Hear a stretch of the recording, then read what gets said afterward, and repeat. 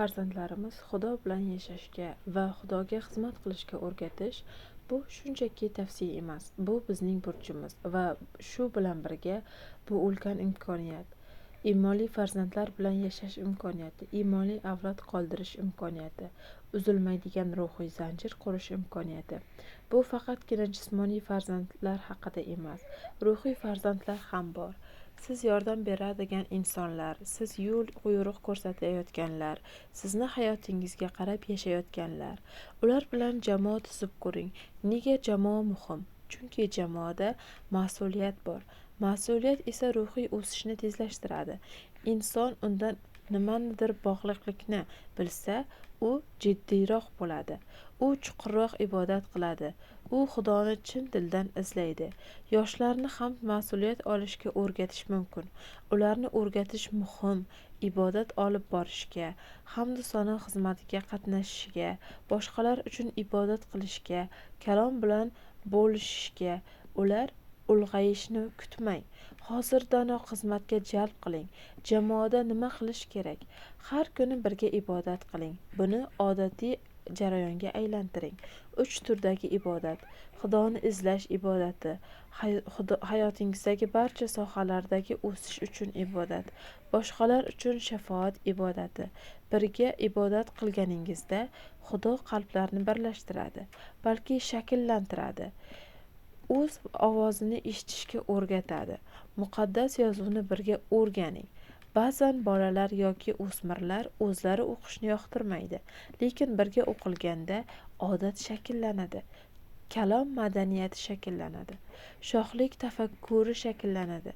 Shunchaki va'z eshitishni emas, birga fikrlash, savol berish, muhokama qilish, shunday qilib haqiqiy iymon paydo bo'ladi. Bugun yashang va xizmat qiling. Zo'r vaqtni kutmang, katta xizmatni kutmang, maxsus voqeani kutmang. O'zingizdan so'rang: men bugun Xudo uchun nima qila olaman? Agar qila olsangiz qiling. Agar qila olmasangiz, eshiklar ochilish uchun ibodat qiling. Ba'zi odamlar 1-2 marta xizmat qilib ko'radi, nimadir chiqmaydi va hammasini tashlab qo'yadi. Keyin esa dunyoviy ishlar bilan band bo'lib ketadi. Boshqalar esa boshqacha. Ular ibodat qiladi, qo'lidan kelganini qiladi, kichik narsada sodiq qoladi va Xudo tayyor idishni ishlata boshlaydi. Avval kichigida, keyin yangi maydonda, keyin undan ham kattaroq joyda. Tayyor bo'ling. Qo'lingizdagini narsani qiling. Eshik ochilsa ibodat qiling. Ochilsa jasorat bilan kiring. Hushyor bo'ling, ogoh bo'ling. Xudo mukammallarni qidirmaydi. Xudo tayyor bo'layotganlarni qidiradi.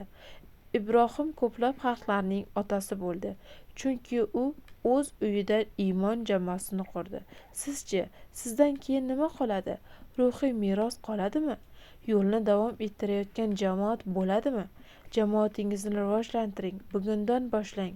Shunda Xudo uyingizdan ko'plab avlodlar uchun baraka manbaiga aylantiradi. Agar bu so'z yuragingizda tegsa, shunchaki tinchlanuvchi bo'lib qolmang. Tinglovchi bo'lmang.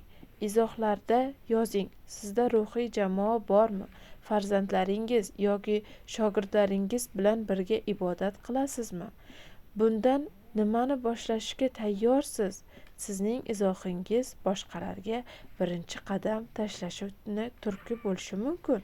Agar sizni shunchaki hayot emas, balki meros qurishni istasangiz, layk bosing.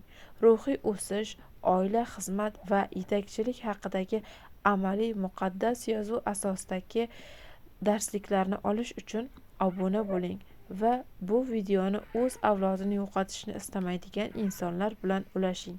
Keling, birgalikda bugun va kelajakda avlodlar uchun Xudo bilan yashaydigan iymon jamoatlarini quraylik.